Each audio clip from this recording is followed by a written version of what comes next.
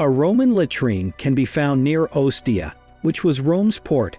It is not an unusually huge room, and it has never had marble floors or statuary like the most opulent restrooms in the world. Hello viewers, in this video we will talk about the public latrines in ancient Rome. But before we start, make sure to subscribe to our channel and press the bell icon for regular updates. Let's get started. Over the course of several centuries, it served no purpose other than that of a capacious commode. To our perspective, the most peculiar thing about it is the fact that it was so commonplace. Specifically, the fact that virtually every significant Roman town had facilities similar to these, where the populace could relieve themselves in large groups. Private toilets. According to the discoveries made in Pompeii, these were quite common and might be found nestled away in the recesses of homes and businesses. Many of these were situated in or next to kitchens, which allowed for the disposal of food leftovers via the hatch. Some of them were located on upper levels and were serviced by terracotta pipes that appeared to have been extremely problematic in terms of leakage. Few private toilets were linked to sewers for the good reason that they did not have traps. As a result, everything that was in the sewers, from toxic fumes to rodents with claws, might make its way into one's home. The vast majority of Romans favored having their latrines drain into cesspools instead. Archaeologists unearthed a cesspit at Herculaneum that was still half filled with waste, which provided them with a fascinating view into ancient diets, despite the fact that it was not very appetizing. Toilets in chambers. The construction of private latrines was not feasible for a significant number of Romans, particularly those who lived in flats. The alternative, which was uncomplicated but efficient, was the use of a chamber pot, which was a huge jar typically made of clay, but which may also be made of bronze or even silver. It was emptied when necessary, typically by being tipped out the nearest window. During this procedure, the chamber pot itself might fall out, causing the people below to experience severe and even potentially lethal levels of agony. Public latrines.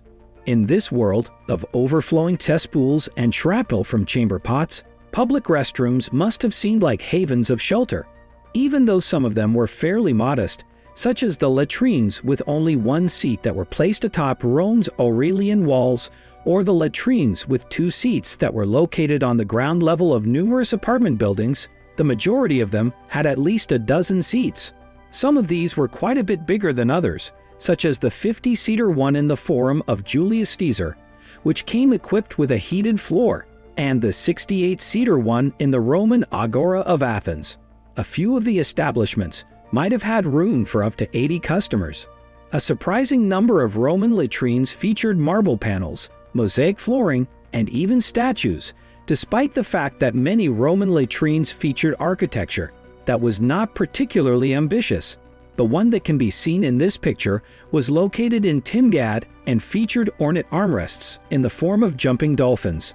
Few of the one-seater latrines in Hadrian's villa were honored with marble seats, frescoed walls, and windows that framed decorative pools. These latrines were built for the personal use of the emperor. It was common practice to paint images of the goddess Fortuna on the walls of public restrooms, ostensibly in the belief that she would protect the well-being of whoever used the facility. In the toilet of a bath in Ostia, where murals of the 7 wise men of Greece were captioned with advice about things like farting silently, a less reverent approach was on exhibit. Instructions on how to use a Roman toilet. The majority of the facilities featured a swinging door or curtain at the entrance, which was monitored by an attendant in the event that the facility was a pay toilet. The lighting inside was very subdued virtually all of the time, which contributed to a certain degree of discretion. The nature of Roman dress, which covered its wearers more or less entirely while they went about their business, also contributed to this phenomenon. This helps to explain why, as far as we are able to discern, both men and women utilized the same latrines. Stone was typically used for toilet seats in regions surrounding the Mediterranean. Wood was used more frequently in Northern Europe, not the least of which was due to the fact that sitting on stone during the northern winter was uncomfortable. Under the seat, There was typically a cutout that provided access to the latrine sponge in a discreet manner. The notorious sponge in question, one of the most infamous parts of daily life in ancient Rome, was the use of a sponge on a stick instead of toilet paper.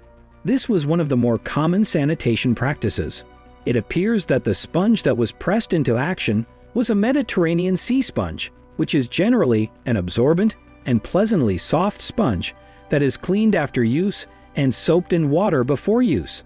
Hashtag, how unsanitary was the restrooms? The vast majority featured a sink for washing hands and slash or latrine sponges in their interior design. The floors were made to be easily washable, and in many cases, there were drains installed directly beneath each toilet seat. Even though they were often quite small and located high up, windows ensured enough ventilation. It's possible that scented candles were used occasionally in order to mask unpleasant odors. However, judging by the norms of today, latrines must have nearly always been unsettling places, as they were likely dim, crowded, and smelly. There were also dangers that would have caused Romans of even the most daring disposition to halt. At least one unlucky person has been bitten by a snake that was lurking in the toilet channel and has suffered serious injuries as a result of the bite.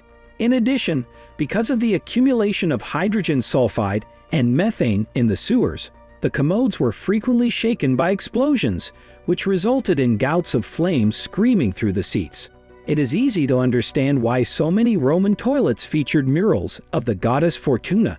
If there was ever a location that needed heavenly protection, it was a Roman toilet. That's it for today. What do you think about this discovery? Tell us in the comments section. Thank you for watching, and don't forget to subscribe to our channel. Don't forget to share and press the bell icon for more regular updates.